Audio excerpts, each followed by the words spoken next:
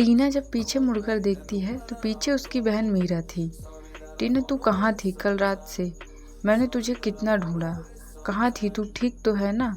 तुझे कुछ हुआ तो नहीं? क्या हुआ? ये तेरे सर पे चोट कैसे लगी? माँ तुझ पर बहुत गुस्सा कर रही थी। मैंने उनको किसी तरह समझा दिया है। मीरा टीना के चाची की दूसरी बेटी थी और टीना की बेस्ट फ्रेंड और उसकी दोस्त। मीरा टीना को बहुत प्यार करती थी। मीरा टीना के ऊपर अपनी जान छिड़कती थी और अपनी माँ की डांट से भी टीना को मीरा ही बचाती है।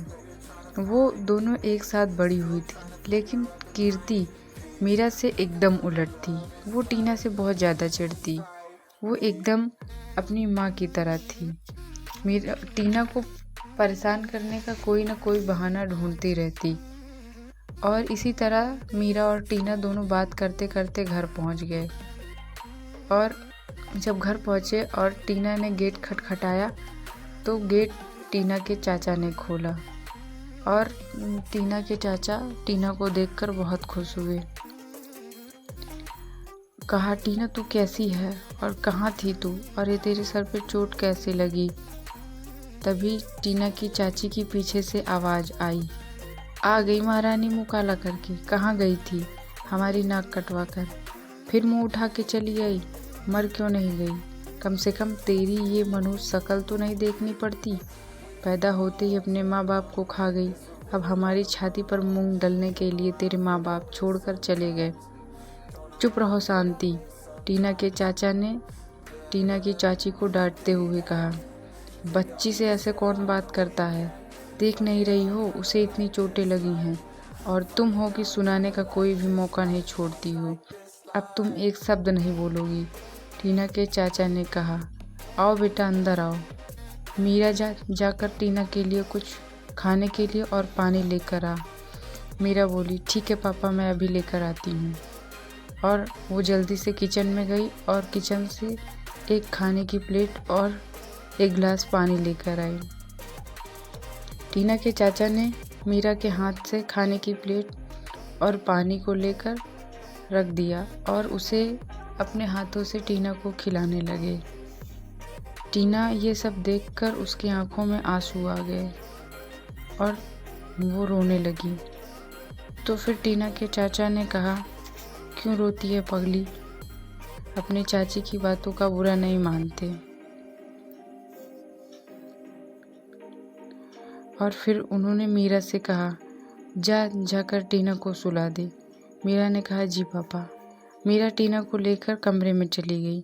कमरे में जाकर मीरा ने टीना से कहा, अब बता क्या हुआ था तेरे साथ इन 2 दिनों में? तो टीना ने कीर्ति को ढूंढने से लेकर ओमी के बचाने तक की सारी बात मीरा को बता दी।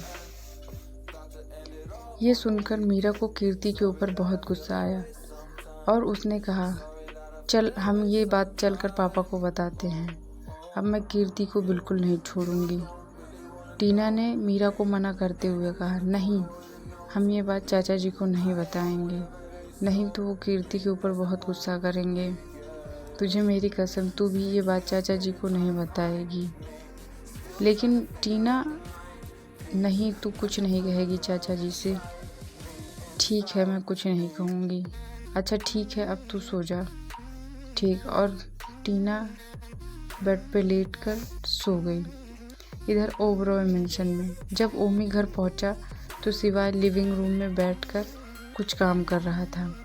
उसने ओमी को आते हुए देखा तो पूछा, ओमी क्या हुआ उस लड़की का? क्या वो लड़की ठीक है? हाँ भाई, वो अपने घर चली गई है। वैसे भाई, क्या आप उस लड़की से प्यार करते हैं? आज तक मैंने कभी आपको किसी लड़की के करीब नहीं देखा। वैसे मुझे अपने भाभी के रूप में वो बहुत पसंद है। ओमी, अगर तुझे मार खानी हो तो बता। अरे भाई, वो तो मैं मजाक कर रहा था। ओरमन थोड़ी दूर खड़े होकर उनकी बातें सुन रहा था। जब ओमी पीछे मुड़ा तो ओरमन को देखकर चौंक गया। ओरमन ने उसे शांत रहने का इशारा किया। ओबरॉय मेंशन में सब मर्द ही रहते हैं, बस एक दादाजी और सिद्धार्थ, सेल्वन, अद्विक शिवाय का बेस्ट फ्रेंड था। अथर, आहान, आरव, ओरियन ओबरॉय मेंशन में जितने भी लड़के थे सब स्मार्ट और सब सिंगल थे। ओमी शिवाय से दांत दिखाते हुए बोलता है, वैसे भाई आप टीना को कब मेरी भाभी बनाकर ला रहे हैं? शिवाय ने ओमी को घूर कर देखा। ओमी दांत दिखाते हुए बोला, अरे भाई मुझे ऐसे क्यों घूर रहे हैं, वो मुझे बहुत पसंद है। तब पीछे से शिवाय के दादाजी आते हुए बोले, कौन पसंद है ओमी तुमको?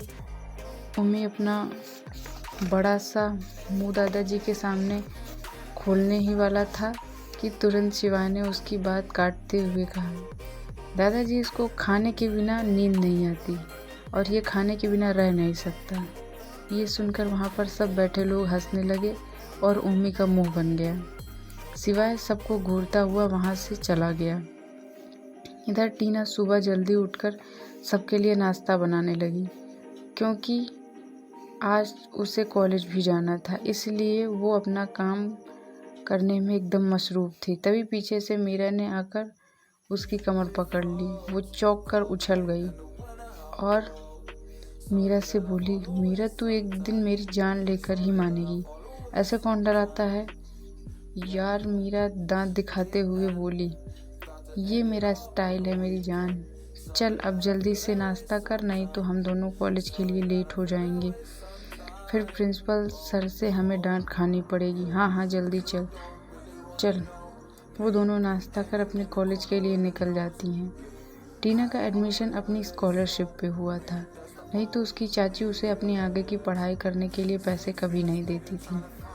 टीना और मीरा जैसे ही कॉलेज पहुंची तो उनको कानों में माइक से अनाउंसमेंट की आवाज़ सुनाई दी। टीना ये सोचकर डर गई, आखिर प्रिंसिपल सर ने उसे क्यों बुलाया होगा, और वो घबराते हुए अपने कदम प्रिंसिपल ऑफिस की तरफ बढ़ाने लगी। आखिर टीना को प्रिंसिपल सर ने क्यों बुलाया होगा, जानने के लिए हमारे साथ जुड़े रहिए और सुनते रहिए जुनूनियत इश्क हद से पार। और हमारे चैनल को लाइक, शेयर एंड सब्सक्राइब कर दीजिए ऐसी ही अच्छी अच्छी कहानियाँ सुनने के लिए।